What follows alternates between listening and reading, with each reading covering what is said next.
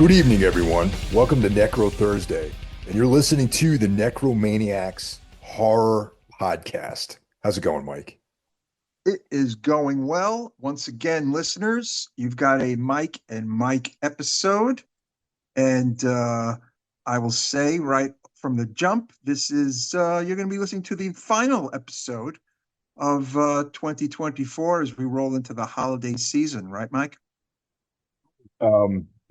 It's the holidays. People are doing things with their families. It's a good Mhm. time to sort of take a little break. And Yeah. one of the motivations, though, I have to say, is normally we do our year-end best of around this time, but I think we're all waiting to see Nosferatu on Christmas Day. So That's it makes right. sense that we're going to do that.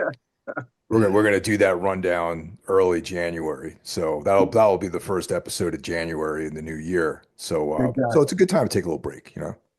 Definitely, definitely. So yeah, fear not. After you hear this episode you're hearing tonight, the next new episode will air on Thursday, January 2nd, 2025. How does it sound? 2025 coming off the tongue there. 2025. Good year. What do you think? So man, it's 2024 was a little rough. Mm, A lot of obstacles I had to overcome this yes. past year, but Mhm. good stuff happened, bad stuff happened. Well, not too many bad things outright, but just difficult things. But a lot of Yes. good things happened too in 2024. Yeah. Difficult is the key word for this co-host. As some listeners know, I've had a hell of a 2024. Don't even want to get into too much of it again, but just kind of rolling with all of 2024's punches. Challenging year, challenging year. I don't want to say the worst year because things, honestly, Mike, could always be worse. I will say one of the most, if not the most challenging year of my life, though, Mike, 2024.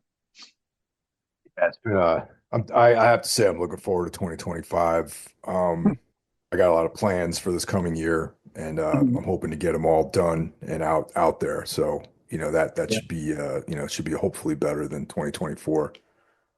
Yeah, absolutely. I mean, January can be a month of a clean slate and new beginnings and hopefully better times for everybody, not for your illustrious co-hosts here, but for our listeners as well. And, I think in 2024 in particular, we've gained some great new listeners and, always hearing the feedback of the long timers and the new people. It's been very cool. So that's actually been a bright spot. In general, the Horsemen are going strong. Mhm. It's been a powerful year for everybody. Yeah, definitely, definitely. But yeah, speaking of horsemen, do we want to give our props before we get into our phone call this week? Kicking things off, we've got every other Monday, we've got Brandon Legion bringing us Horror Wolf 666. That's right. And on Tuesday, folks, we have the greatest metal podcast in the land. I'm talking about Into the Necrosphere. Did you know that name came from a Broken Hope song, Mike Hill? Did you know that? I actually did because back, I didn't know that without Jackie telling me though. I got to be honest, because Ah, okay. I'm not overly familiar with Broken Hope. I know you and I saw them at Vitus years ago, but Yes, yes. I'm a I'm fan. not Yeah. I'm not like as well versed in their material and song titles to recognize that. Yes. Now, if you want all of your extreme metal needs met, your death metal, your black metal, your thrash metal, your doom metal, etc., Into the Necrosphere is what you should be subscribing to. On Wednesday, Mike, why we have Everything Went Black. Tell them about Everything Went Black. Well, it's pretty much you remember the Carol Burnett show where you kind of had like a variety of things that happened? Yes, when I was a wee lad. Yes. Like none of you guys out there probably even know what I'm talking about, but there used to be this like show on television, and it was what they used to call variety shows. So that's kind of what Mhm. Everything Went Black is, except like kind of like maybe darker version of that. Dark version of that. I like it. Well, that's what you should be checking out on Wednesdays, folks. And we The also Dark have Variety Show. Iblis. We also have Iblis manifestations. We got some double shots coming up too on Wednesdays and Hmm. Thursdays. So yeah. Yes, Cheyenne of the band Trivax. Of course, you can have some of your metal needs met there as well, Mike. Would you agree? Oh yeah, yeah. He's going strong, going hard. On Thursday, while you're hopefully listening right now, it is the Necro Maniacs podcast. New episodes every Thursday. Some nights you have Mike and Mike, like tonight. Others you will have Mike and Jeff Kashid, the mighty man in Texas. Uh, it's kind of interesting that you can now refer to him as the mighty man in Texas, huh? Working like a dog. That's why he has been absent from the rotation currently. Yeah, His job is gets very busy this time of year, so that's why he's been kind of all out of rotation. You know what I mean? right. Thursday is also day one of Soul Knox. So Carl Hikara brings us Soul Knox, and if you're into anything dark, esoteric, cobb, that sort of thing, there you go. You got to check out Carl's show. That's right. On Friday, folks, that is Friday. Um, we have my brother, John Draper, and his awesome Spitball Media podcast. Uh, a bit of a potpourri of different things that kind of focus on, what's going on in film and television, on the streamers, sometimes some wrestling, uh, entertainment world podcast, if you will. Please check that out, Spitball Media. Saturday, you get a day off. It's December. It's the holiday time. See your family, your friends, your loved ones. Uh, you know, have a drink or two if that is something you're into. But on Sunday, Mike, what do they need to be doing on Sunday? Tune in for day two of Soul Knox, brought to you by the Sinister Minister, Carl Hikera. And Mhm. Carl and I have been doing our Darkness Weaves collaboration, and you know, which covers the work of Carl Edward Wagner. And we are doing the Kane material right now. We finished the short stories and we're doing the novels.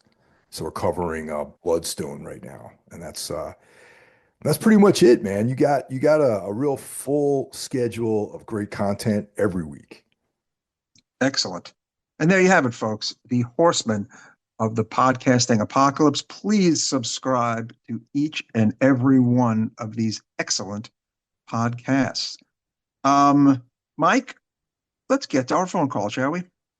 Got one phone call this week. Oh yeah, and if you guys want to get at us, you can hit us on the Necro phone at 908-913-0782. 908-913-0782. Our our sole call this week is from Alex from South Jersey. Mhm. Hey, Necromaniacs. This is Alex. I may sound a little off because I just had my mind blown by this movie, Death Rider in the House of Vampires by Glenn Danzig. Technically, it came out in 2023, but as we know, that doesn't matter because Danzig made a movie, again, a masterpiece. Probably get it 48 out of 5 skulls. Um, it makes the substance look like dash cam. Um, movie was insane. So it's definitely my number one horror movie of 2024, and hope that you guys can have a threesome review of this movie before the year end. Hope all is well. Take care, guys. Bye. Thanks for calling in, Alex. Your voice sounds very familiar, I have to say. I think we might have met somewhere before. So yeah, dude, I also have that same movie in my collection, but I have not been able to, I haven't watched it yet. So I don't know. We should figure out a way to do this to talk about this film, Mike. Okay, I'm a tremendous Danzig Misfits Sam Hain fan. You know I am. We both are, I would Yeah, say. absolutely. Huge, hugely influential in my life since 1988. Okay. Um, I have not seen this film. Um, Unlike his first wonderful film, this one is not streaming anywhere for whatever reason, but you can buy it. Mike reminded me before we hit the record button, and I guess I'm just gonna have to, do the old blind buy, huh, Mike? Yeah, Cleopatra Records is selling it, and that's where I got my copy. Mhm. I haven't seen it yet though. It's definitely it came. I got I got it a few weeks ago. I think Alex called in once before and was talking about this film, and shortly after that is when I picked it up, but I have not had a chance to watch it yet. Now I did see his first Academy Award winning film, Veronica, in the theater, Mike, which was really cool, actually. I probably spoke about it back when I saw it. It was at the screening in Manhattan, and he was there, and his girlfriend at the time, who was in Veronica, was there, and he was all smiles and all happy. This is when he was dating Ashley Wisdom, who was in the film. Um, and when the film was over, he stuck around for like 2 hours and just signed everybody's everything, And I got a cool picture with him. And there was this funny instance where somebody hands him an Evil Live 7-inch that at first he goes, "Oh, this is a bootleg. I'm not signing it." And then he puts his hand in it and goes, "No, wait, this is a real one. I should know. I glued this," or something like that. Like he said something like very funny like that. Like he goes, "I should know. I put this record together," or something like that. Because of course that was a Fiend Club record that he literally did glue in his house in Jersey back in the day. So that was a funny moment. I have a copy of Veronica on Blu-ray, and it's sick. That's all I can say about it. It has its moments. I don't know. Look, it's kind of like at this point, it's almost like funny, campy midnight movie fare, you know? I don't know if Death Rider is also along those lines. I imagine it might be, but I don't know. I have not seen it yet. I cannot judge a film I have not seen. You're talking about, man, that movie is awesome, Veronica. I look forward to checking out Death Rider. Maybe with the holiday coming up, I have a little bit of free time. That might be the best time to watch it. It's a holiday classic. Is that what you're saying? That's what I'm hinting at. Yeah. Oh. Well, yeah. I mean, look, just because I love all of his music doesn't mean I think his films are great. Sometimes you have to, you can't get too crazy with your heroes. Not everything they do is amazing. Some of these fans on social media of like two bands in particular, Misfits, Danzig, I'll count that as one band, and Typo Negative. If you say anything bad about either one of those bands or say that a certain record isn't that great or a song isn't that great, like some people have breakdowns, Spike. It's fucking unbelievable, you know? Oh, And these yeah. are like the worst fans, Yeah. I don't like that. And this is someone who's a big fan of a lot of things. But when you're a big fan, you need to call out when something isn't that great sometimes. Would you agree? Man. And it's, people get too precious with some of this stuff, but it's like, my favorite bands have some records I don't really care for. Right, exactly. I mean, very few bands like every record is a banger. Um, uh, Off the top of my head, Marduk, to me, the black metal band, is a very rare example where I literally think every record is good. Like they never put out a record. Okay, here's our rap record. You know what I'm Oh, saying? definitely not. Here's Yeah. our new metal record. Here's our alternative record. Here's our, you know what I'm saying? Like, I think that they have made a body of work in black metal that has been concise and up to snuff every time. What do you think? I mean, even their weakest album, which isn't very weak Mhm. at all, which I think like Victoria is probably not one of their best, but that's still a sick record, you know? Yeah, like Nightwing, like there's some Legion records I actually think are somewhat lower points, even though I think Legion was an awesome singer and had a great stage presence. I feel like maybe one or two of his run are some of the lower points. Um, but those records don't suck. Like, like he Not by never, any stretch of the yeah, imagination did it suck. yeah, like, No. and like, I don't know. Another example is honestly, it's hard. It's hard to come up with. Okay, I'm gonna go Dismember. They don't have a bad record at all, actually, in my opinion. They're maybe wavering levels of awesomeness, I feel like. They also never put out, here's our post metal record, or here's our, country record. It's just not going to happen. Like, the consistent death metal to me, at least, They're, one of the architects of that sound, you know? Yeah, yeah. Like, dude, Entombed, I'm sorry. Don't come at me, Entombed fans. Entombed have a few terrible records, okay? Dismembered does Yeah. not have a terrible record. The, They just the, don't. just Dismember like stuck to the plot, you know what I mean? Yes. Entombed like got a little crazy with some of the branching out into Mm. areas that were not as sick as what they did in their heyday. You know what I mean? Yeah, yeah. Like that To Ride, Shoot Straight record Yeah. is not good. Like that. No. Then they went through this period of like they thought that they were like some kind of like alternative. Like I don't know what they were doing. Like I'm just like, what are you guys doing? You're entombed. Like stop. And then they finally came back around towards the end, Yeah. and in my opinion, kind of went back to being a death metal band largely. Thank goodness for that. But you know, like not a lot of bands can say our entire run was fucking aces. Even Motorhead have a couple of shitty records.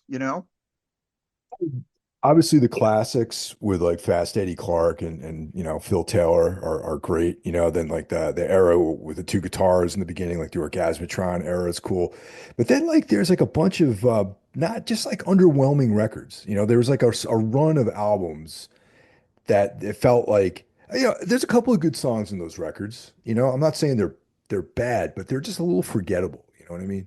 Mm, right. It's hard. It's hard to be a band where like, oh shit, our entire output is beloved by everybody. It's just not going to happen for most Yeah.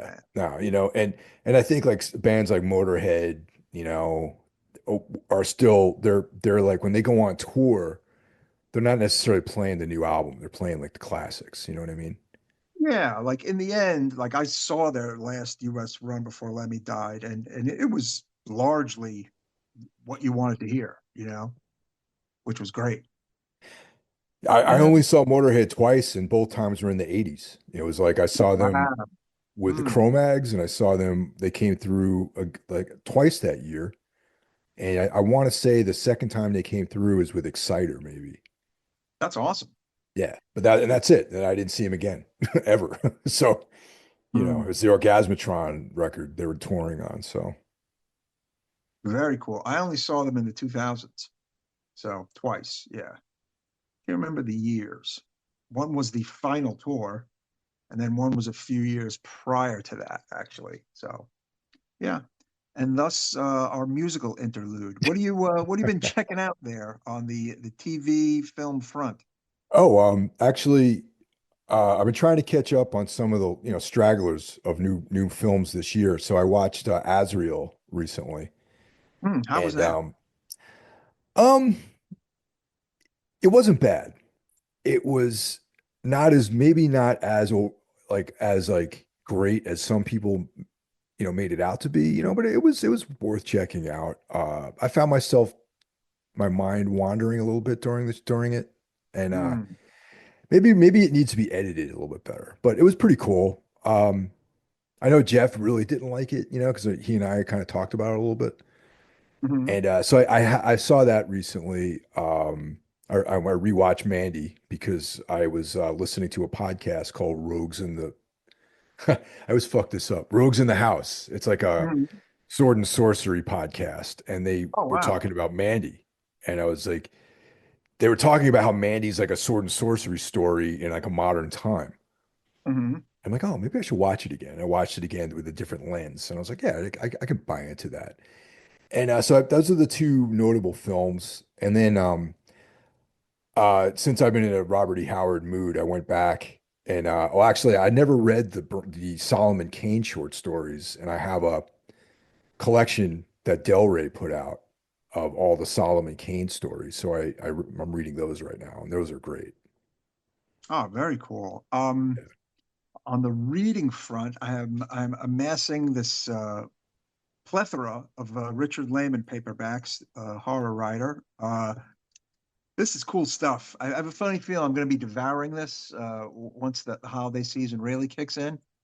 I joined this Facebook group where I'm getting like, books on the cheap, which is fun. Nice. Um, However, oh man, I am on this rabbit hole of all rabbit holes regarding Eyes Wide Shut, Mike Hill. I Let me know. tell I you. caught that. I caught that on our group chat there. Yeah. Oh boy. Ay, ay, ay. I've always loved this movie. I've always loved Stanley Kubrick. Um, and I always kind of took the film as, like I always put the kinky, weird sex stuff on a shelf, and it felt that I guess a part of the movie or the crux of the movie was about this fractured, splintered relationship, right? Yeah. When things had gone awry and infidelity and this and that, but in the end, they worked things out. Like I almost felt like it was just this kind of movie that, in a weird way, about marriage and love. Yeah, definitely. Well, That's what's one element in it for sure. that's one element of it. Maybe I shouldn't have put all the weird cult sex stuff on the shelf because man, there's a lot of more of that than I realized. And the ending of the movie in my head for all these years is definitely not the same ending of the movie anymore. And I was listening to Quentin Tarantino and Roger Avery. Roger Avery, of course, Quentin's right hand man, so to speak. On many of his films, and of course, Avery was a director himself. He did that awesome movie Killing Zoe. Mike, remember that movie in the '90s with Eric Stoltz? Oh, yep.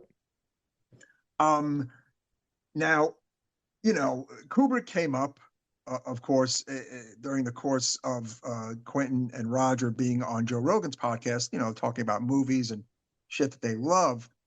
And then Roger Avery proceeds to tell this story that I guess I was never really completely aware of about how Warner's completely or may have completely re-edited the movie and took out a voiceover and this and that and recut it and Roger Avery is such a big fan of Kubrick that he could see that there are things in there that are weird and un-Kubrick like and this and that and then he gets to the end and he goes, well, yeah, the daughter's kidnapped at the end and the sex cult takes the daughter and I'm just like, wait, what? Like, what did he say? Like, and now, sure enough, I've just seen so many like YouTube videos and clips and articles and exposés that give a lot of credence to that ending.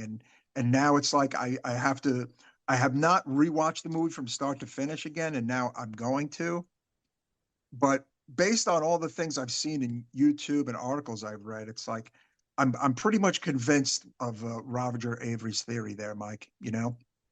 Caught that on the thread, And Mhm. even though I don't weigh in on a lot of that, I read everything you guys write, what I mean? I'm not the most active guy on our thread, but like it definitely motivated me to want to watch the movie again for sure.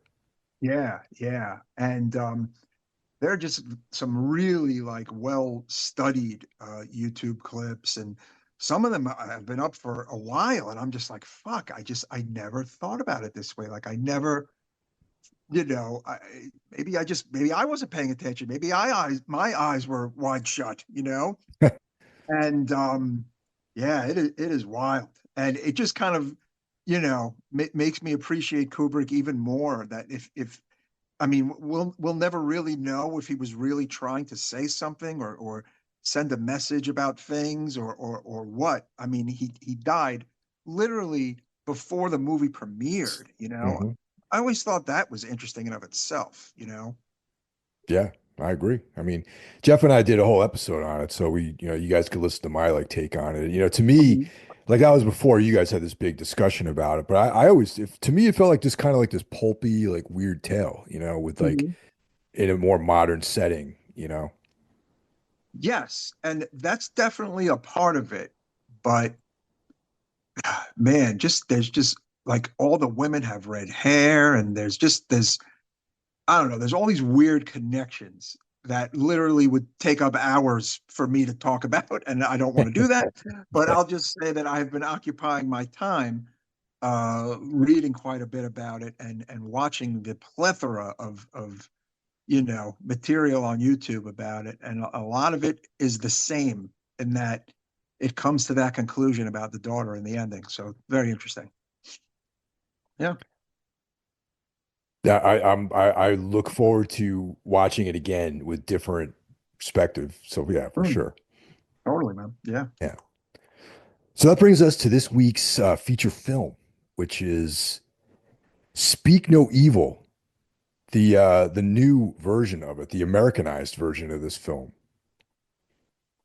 Hmm. Yeah, direct. Initially, oh, sorry. Yeah, I'm sorry. Directed by and also screenwritten by James Watkins, who did Eden Lake. A movie that really got high marks, from me and Jeff. I think you like that movie too, right, Mike? Yeah, we covered it together on the show last month, actually, and I loved Eden Lake, and we talked about how he also did The Woman in Black, Yep. and he was the writer on The Descent too, and he directed an episode of Black Mirror. So it's a Yeah. guy, you know, well versed in horror and modern horror, who has made a name for himself. So yeah.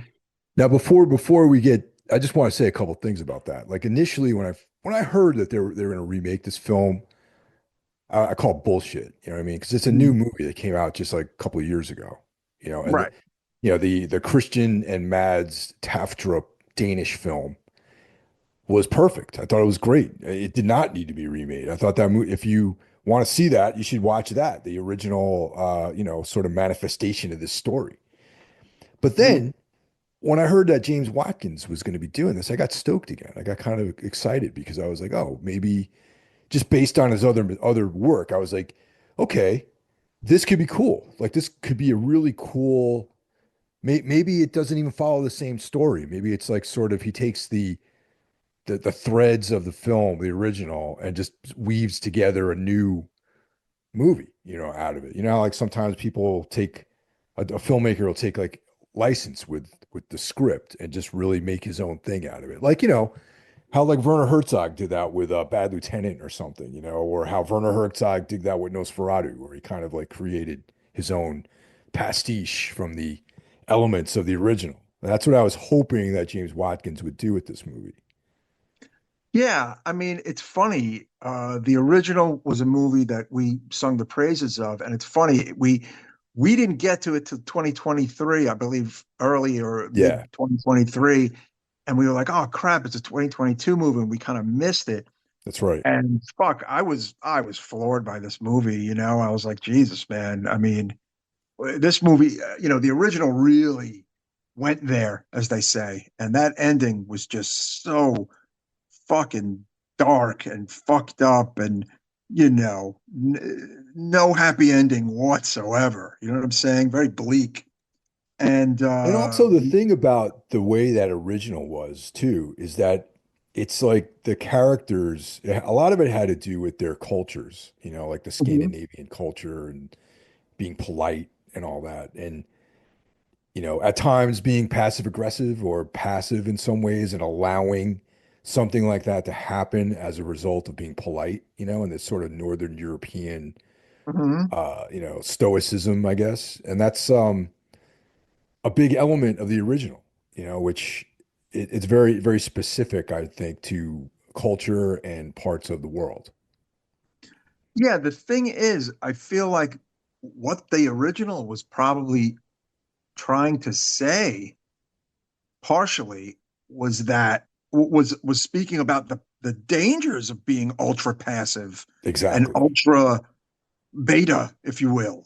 You know what I'm Hmm. saying? Like to Yeah, a degree where, yeah, it's gonna ruin your life and end your life. Like, you know what I'm saying? Like it's you need to say something. You need to do something, right? exactly. Yeah, Um, And when, this remake, whatever, which initially I was like, oh, I guess it's the American remake, and I guess it is essentially the American remake. It is a British director. Um, but they changed things around where it was the lighter couple is an American family vacationing in Italy, and then there's the Brits basically, or the crazy family, we'll call them. Um, and I was wondering, okay, well, I know how this ends. What is this remake going to do to set itself apart from this very unforgettable modern horror film? And we will get to what it does. And well, I think it didn't make the right decision. I'll say from the yeah. jump. I mean, that's exactly. Well, Mm. first, let's run down the cast because there was the acting I thought was very good in this film. Of course, we got Yes. the great James McAvoy as Patty.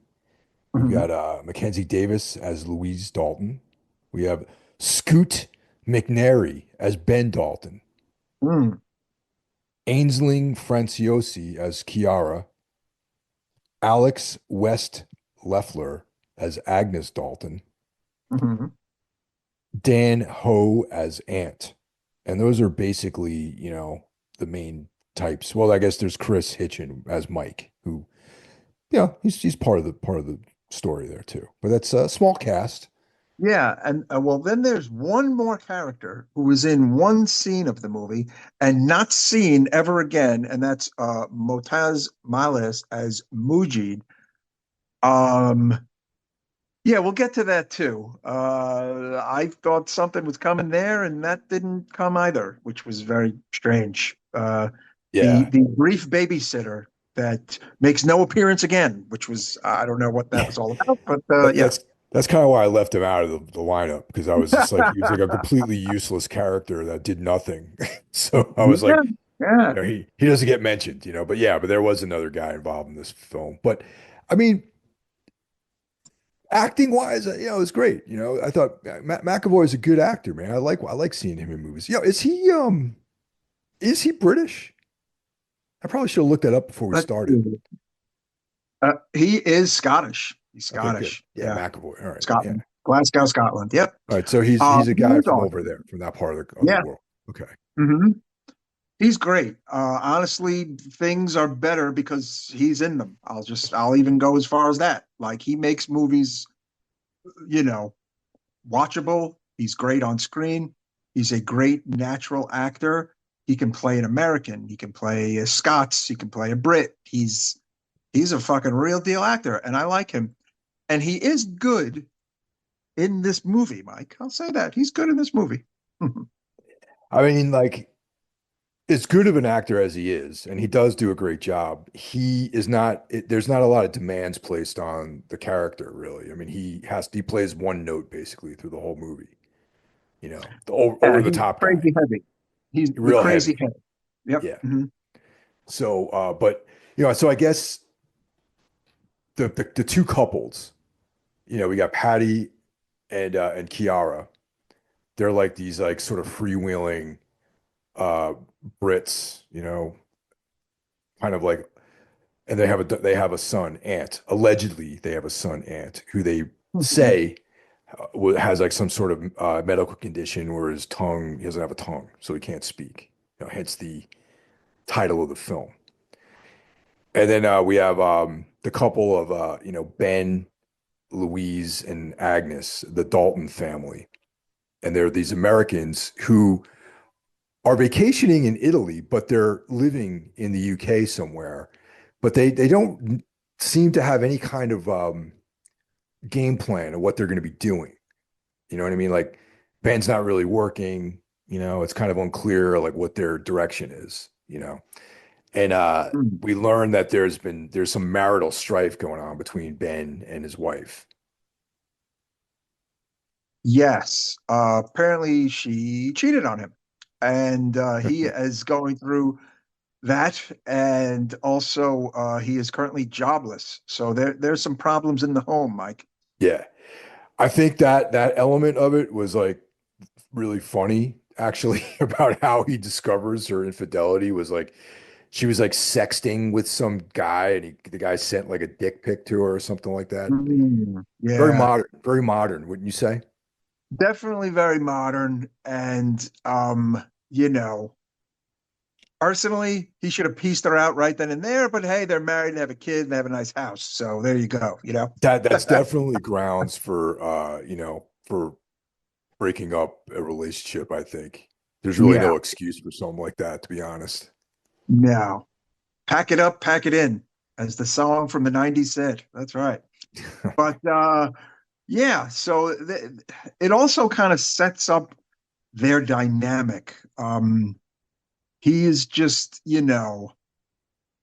I feel like she is way more aggressive than he is, and we see a lot more of that later on, Mike, huh? Yeah, and Ben is a little bit of a broken man. Like I Yeah, hate to use these terms, but he's a little beta. He's definitely yeah, like a beta male, which is like, yes. I hate those alpha, beta, sigma, like designations. But Hmm. this movie is largely the characters are basically stereotypes, so why not use it? He's a broken, passive guy who Right. allows his wife to walk all over him and is someone who avoids confrontation at all costs. Yeah, that's important. So there's similarities to the OG there. I don't believe there was the infidelity subplot in the original. I don't think there was. But they were both actually in the OG very like, oh, okay, kind of people, you know? Well, yeah, and that He kind was of what more, the commentary on that was more about just being like polite, like on a yes. cultural level, as opposed to like one guy being broken. No, totally, totally, totally. Um, So yeah, they're in Italy and they kind of, they kind of hit it off, even though honestly, just like in the original, the Patty is a little off, and so is Ciara. Maybe Sarah not so much so initially, but I feel like Patty from the get-go is this kind of, weirdly intense guy, right? Yeah, and you can tell like he fits that stereotype of like these like pseudo intellectual types who they probably read like Meditations by Marcus Aurelius, but didn't really understand the context of Stoicism. You know what I mean? And like Mhm. has these like new 21st century male manosphere like attitudes, which are very over sort of like ultra in a lot of ways, but basically are maybe covering up something. You know. Yeah, I mean, so since they hit it off or whatever, and they go their separate ways, I guess they kind of keep in touch with each other, and they get that dreaded invite to go to Devon, I guess the part of the countryside there where they live, and go spend some time with them since they had such a great old time on the Italian vacation, right? No way in hell I would agree to do something like this. You know what I mean? No, And like furthermore, I mean, maybe this says something about me. I'm not into like couples vacations either. You know what I mean? no, me Like neither. that's out. That is something I just do not do. And I was watching this with my fiance. We were watching this movie together, and we were just like, it's a good thing neither one of us wanted to ever do something like this. And I was like, absolutely. And this movie makes me want to do it even less. Here's the problem with a couple's vacation. Unless the four of you like all of the same shit, Yeah. there's going to be at some point a problem for somebody in the group. If all four of you are beer drinking, pot smoking, stay out till 4 a.m. people, by all means, go on that vacation together. If two of the four of you are those people, don't go on vacation together. If Yes. one of the four of you are those people, do not go on that vacation together. If the four of you love books and B&Bs and wineries, yes, go on that vacation together. I think you need to, opposite couples should never go on couples vacations together. No way, right? Exactly, and even and this is even sketchier because it's like they met on they met on vacation, but they spent way too much time together. Mm. Uh the dude also, Patty, says he's a doctor, where he like left his practice, and he's I don't know, doing Doctors Without Borders or something like that, like some sort of side gig, and has enough money to sort of, live. So that's like the scam that he's running. But like you don't know someone, and they invite them and their young daughter out to this like Mm. place in the middle of nowhere, and you get the sense of the real remoteness and isolation of this place as they're driving out there. Mm. Yeah, and look, it's a movie. People, characters do things in movies that they may not do in real life. Of course, I get it. Um, but yeah, I would never do this, especially with people I only knew for a couple of hours on vacation, right? Oh yeah, definitely. And I guess that's the thing with like, the Dalton guy, is that he's a guy who's like easily coerced into stuff. You know what I mean? And that's Mm. kind of his Achilles heel, And Mhm. we mentioned that his wife is a little bit more aggressive, but that doesn't really come out so much until she's actually pushed, because there is a Yeah. moment when she's a vegetarian, and this is like a thing, right? So um Patty, makes a chicken, Mhm. and then basically ignores the fact that she doesn't want to eat meat, and you know sort of like bullies her into taking a bite of this piece of chicken, and of course right then and there, that's a problem. You know what I mean? Like, Oh my God, yeah. yeah, like, Honestly, no one in real look, if you're a vegan or vegetarian, you do not eat meat. You do not want to eat meat. You're not going to think about eating meat. And then you have this fucking wacko guy that you barely know trying to force you to eat meat when he literally was told that you don't eat meat. I mean, Jesus, get out of Dodge immediately, right? I mean, I would have made a big deal out of that, not because of the meat stuff, but I've been like, look, guy, obviously I told you what's up. You ignore Right. what I'm saying. We got a problem. Unless you're gonna like respect my wife, here, we're gonna have a Mm. problem, and maybe we should leave. That right then and there would have ended it for me. Yeah, yeah, but this is the movies, and it does make for an interesting, um, you Yeah. know. See, the one thing I have to say is that this movie made me angry the way the original did too, as I was Yeah. watching it. Yes. Wow. Yeah, I mean, look, at this point, we're looking at a near beat by beat remake, right, Mike? At this point. Yeah, it's pretty much, it hits all the same notes, throughout the Mhm. the sort of build up, in the second act of this film. Mhm. And look, that's kind of the beginning of the uncomfortableness once they're there and the food thing happens. And then there's the weird sex thing that happens, right? Where they kind of like, uh simulate sex when they go out to eat, that she was like blowing him under a table. Like there's a Yeah, couple of just these like weird inappropriate things. stuff, especially with people you don't know. You know what I mean? Yeah, yeah, it's inappropriate. And again, that only works when the other two people are weirdo swingers like you are. Like, right? True. You can't be like the half couple who likes one thing and then hang out with the other couple who doesn't like any of that stuff. It's never going to work, right? So eventually we start seeing the weird dynamics with Aunt and Patty, you know, Mm. and that's, similar to the original. That starts to reveal what's actually going on.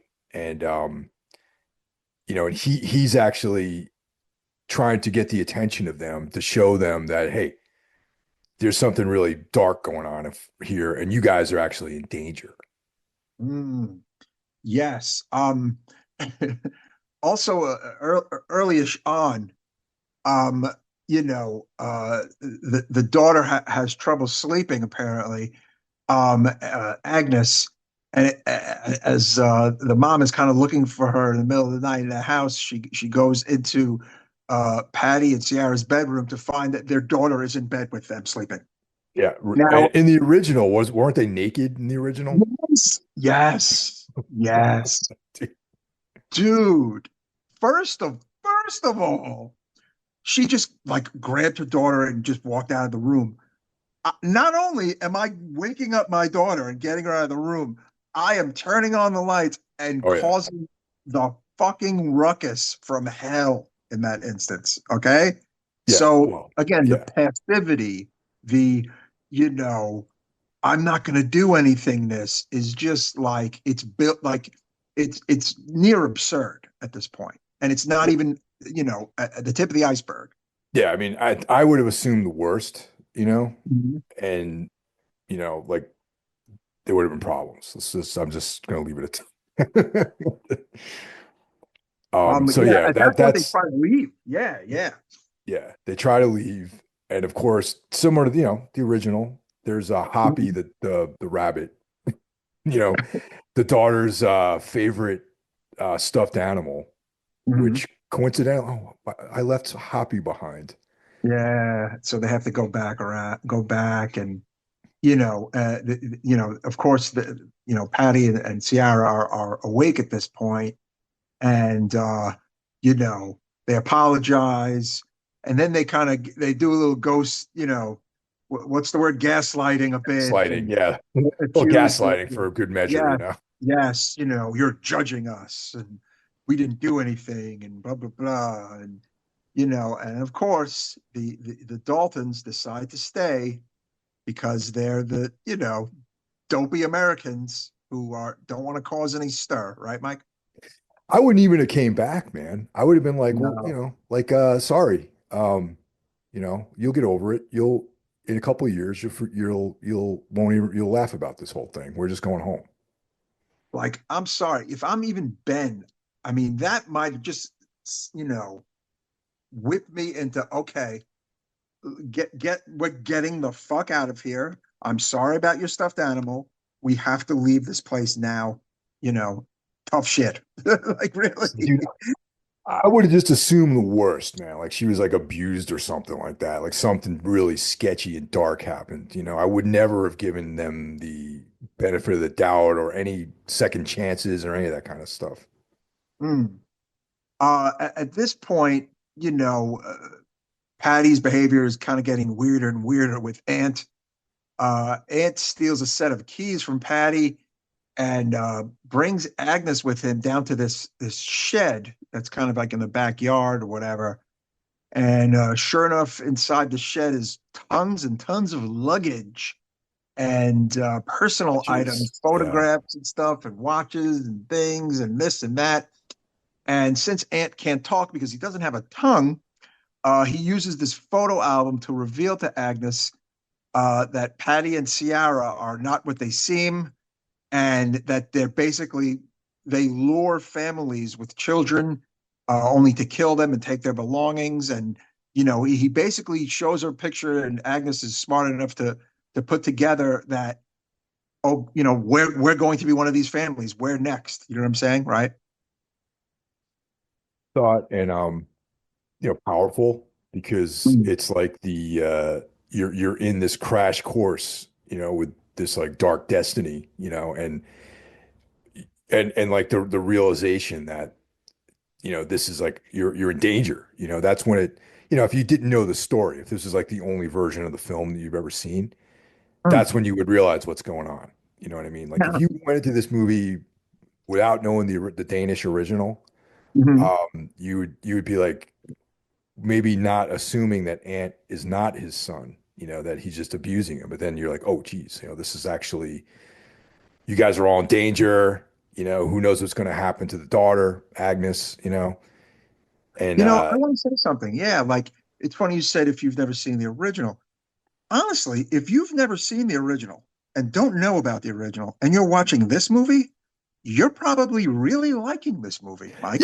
that's a good point. That's a good point actually, because and yeah, that's an excellent point, Mike. Yeah, it's cool. You're engaged. It's not boring. It's not, you're not looking at your watch. You're not looking at your phone.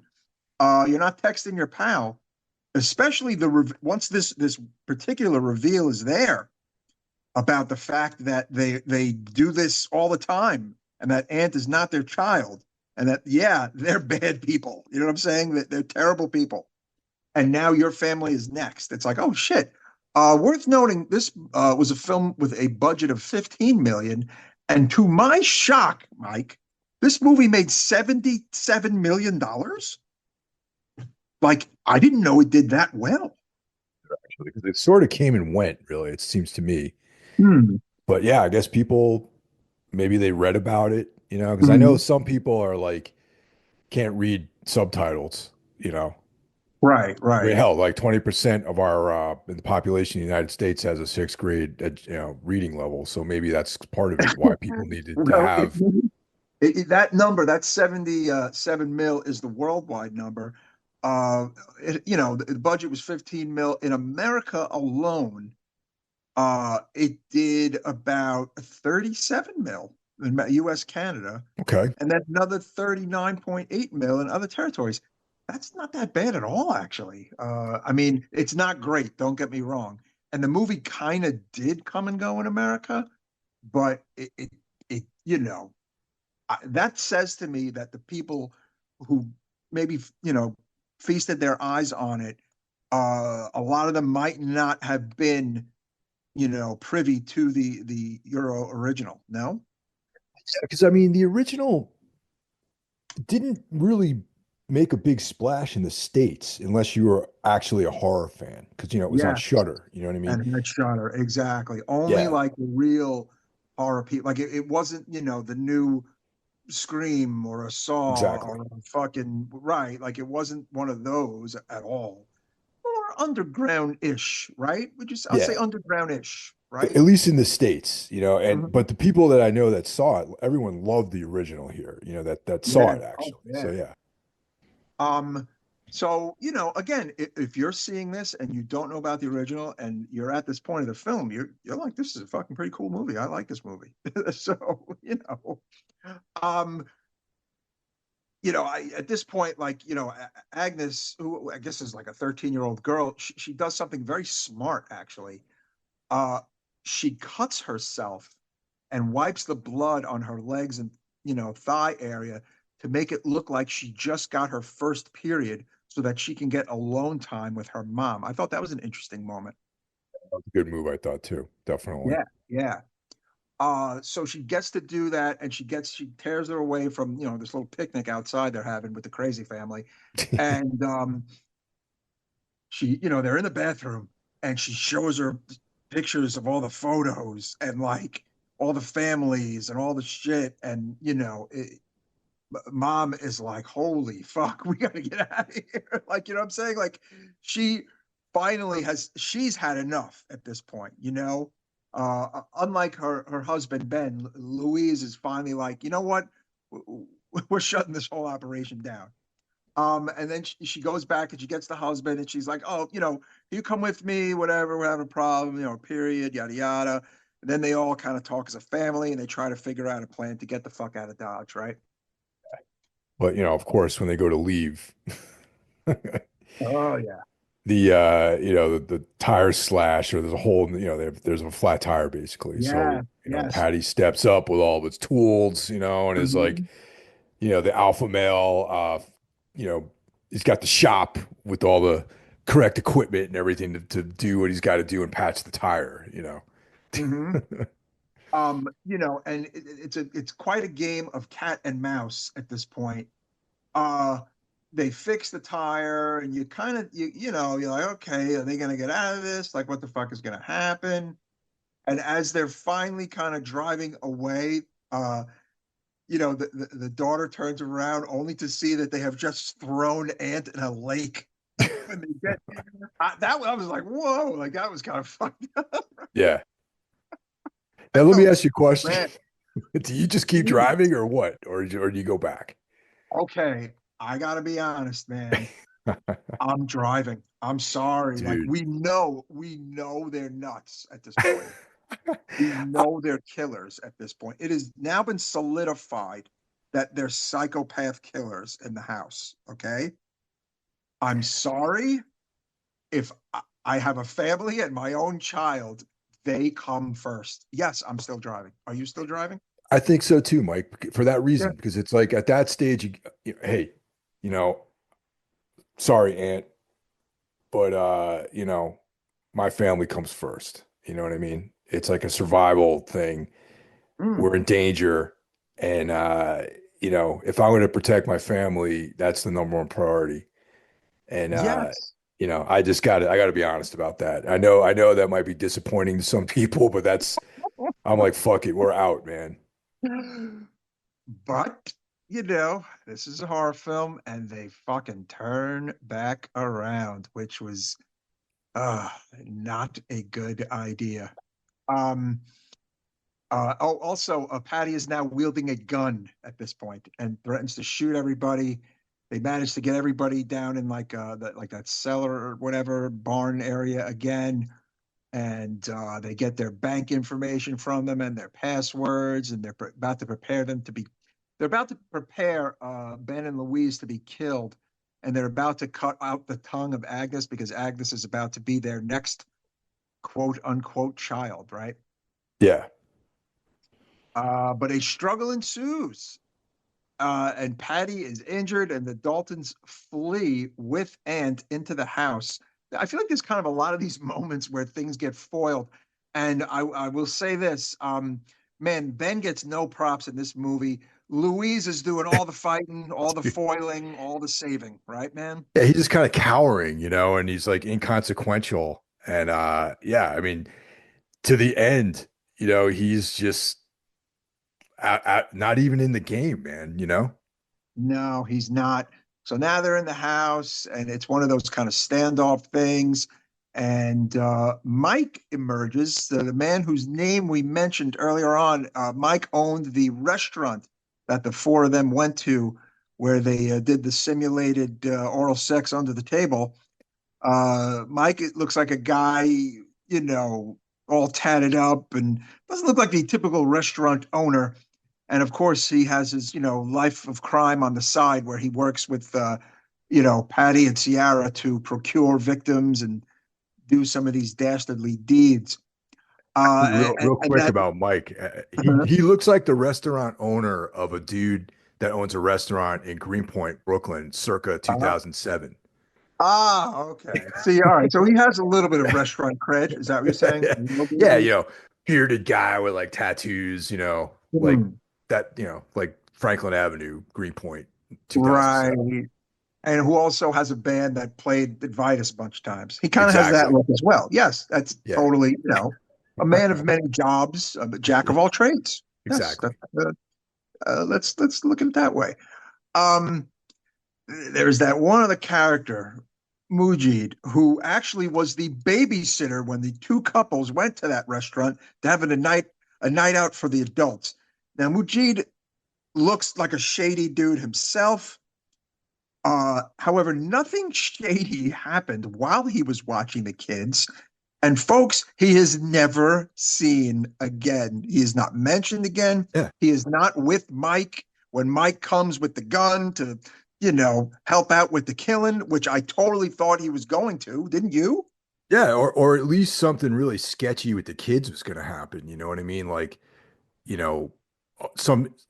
I figured he would be involved in something inappropriate, or he would be Yes. involved with Mike at the end when he comes to help out with the Nope. murder. Mhm. But no, he is not there. We never see him again. He's never mentioned again. Apparently, he was just some lovely babysitter. How about that? Who knew? Jesus Christ, that was a weird, strange plot point in this film. Um, so yeah, there's a bit of a standoff, and they're trying to break into the house to kill the couple and the kid, and this and that. Mike does get killed, of course, by Louise and not Ben, right? Because Ben, of course, can't have 5 seconds of heroic activity in this fucking movie. Too Uh, just scared and broken down. yes, yes.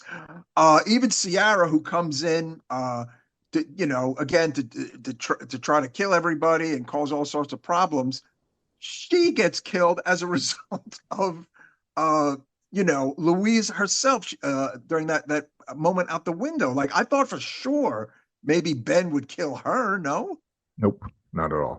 no, it's all going to Louise. Louise is the alpha here. Let's just say it, man. I mean, Yeah. geez, alpha female.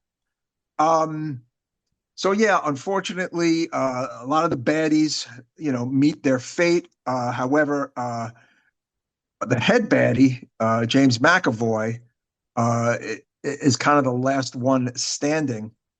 Um, and he manages to get Agnes at gunpoint.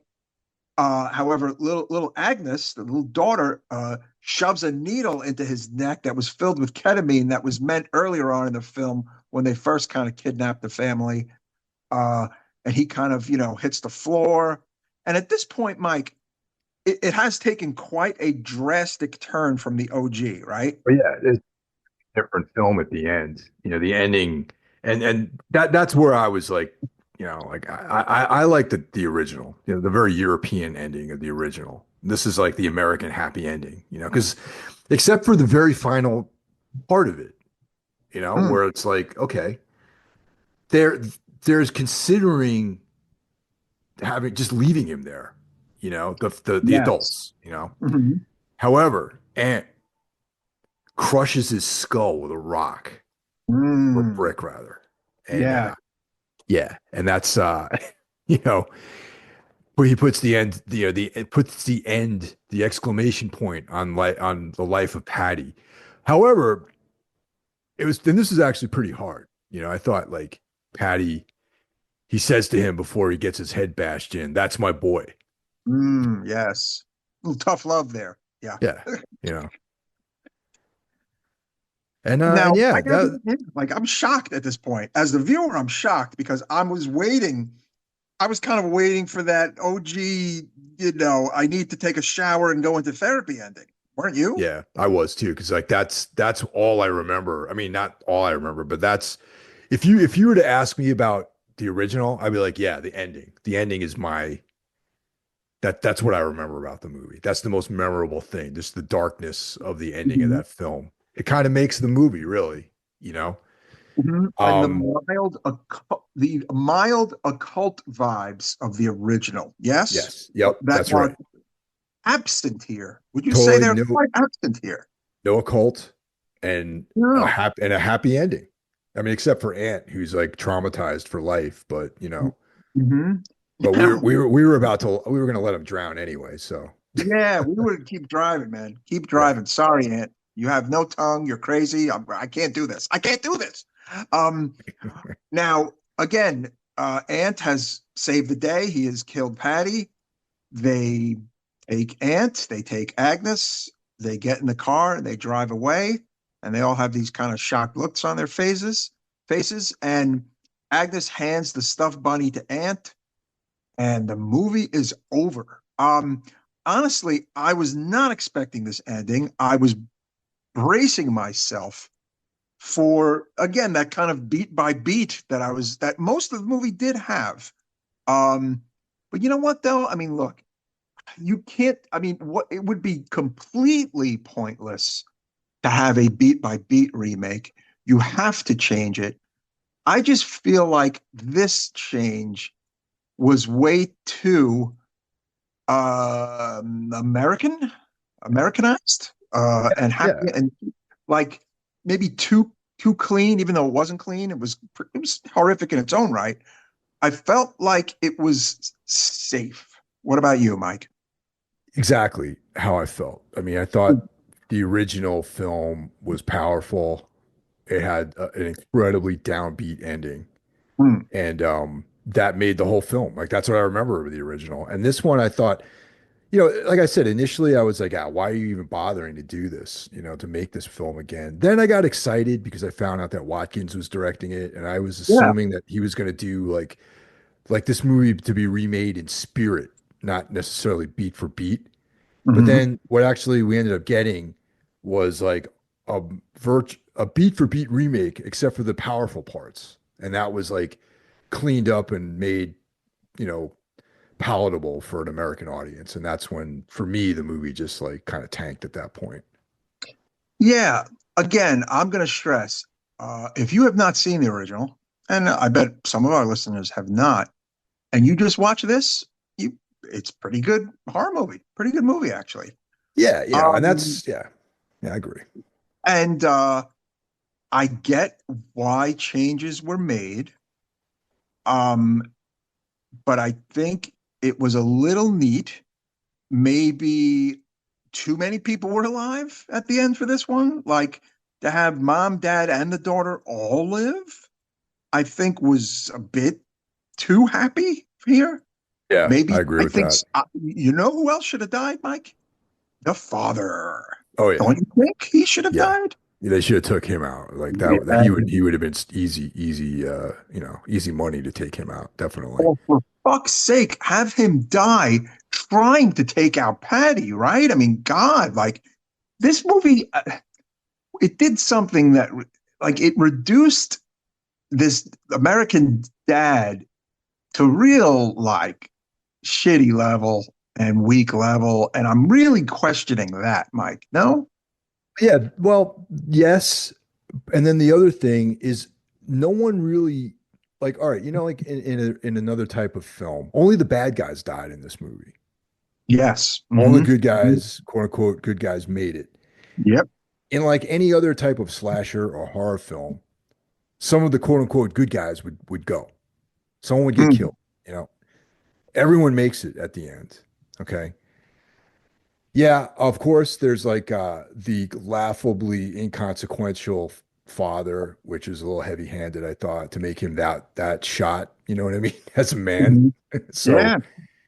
and also, the whole thing with his wife getting sexting with some dude and just being pissed all over by his wife, like Yeah. Like, get or like make him save the fucking day, right? yeah, Jesus. exactly. Come Man, on. have him be like redeemed somewhat, but he's not. He's just Right. like completely humiliated and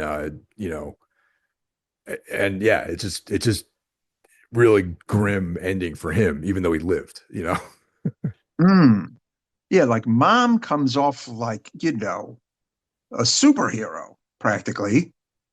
Aunt, look, Aunt kind of deserved to kill dad after all the horrific things done to him by those horrible people. So Yeah. okay. But, you know, all the bad guys die, all the good guys live. So yeah, if you're someone who say has only seen this one and liked it and kind of liked it, you do need to see the original. Yeah, But definitely. brace yourself. Brace yourself for a bit of a different movie at about the 60% in mark, 65% in mark. So yeah, a bit troubling here with this film. I felt with my scoring. What about you? Well, I definitely have to, though the movie wasn't all right. As a remake, it completely failed. Okay. Mm, As a once first viewing, it was okay, but there were definitely some flaws, like we touched on just now. Okay, right. so I'm gonna with a weighted average of that, I'm gonna say a 3 out of 5. Mm. Okay, we have the same score, but there was no way I could give this a 2.5. There was no way. Like No, look, it's pretty good. It's yeah, it's it's pretty good. a damn good movie. Like, you know what I'm saying? It's not a horrible movie. No way. You know? Um I question the decisions here, the why they made it so clean for such dark subject matter, Yeah, exactly. why they reduced the father to what they did. And And why not, like, why not have one good guy die? Yes, the family is, traumatized for the rest of their life, of course, blah, blah, blah. But, you know, I mean, hell, they've gained another child, technically, although a very damaged child at the end. Yeah, it's worth seeing. That's why it gets a 3, because it is worth seeing. It's not a bad movie. It's not a great movie. It's not one of the best horror movies I've seen this year. It is No. far from a terrible film, though. I mean, again, McAvoy, almost everything he's in is pretty fucking solid. Um, but ultimately, yeah, there kind of was no reason to remake this film. That's what I'm kind of landing on. The Basically, my original, feeling. Yeah. yeah, is the original is a movie you're never going to forget for as long as you live. I've said that last year, 2 years ago. You know, um, it's a movie that goes there and just like whoa, like like it's like you can't believe what happens at the end of that movie, right? Um, and I'm actually curious to see where that director goes, Christian Tafdrup.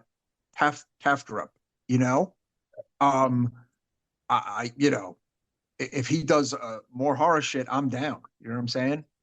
Um, but this, yeah, definite 3 out of 5 for me as well.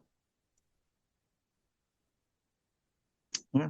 Yeah. And like I said, three's like that cutoff of definitely worth checking out. But, this is definitely not going to be in a runner-up for this year, especially with the quality of other films that came out.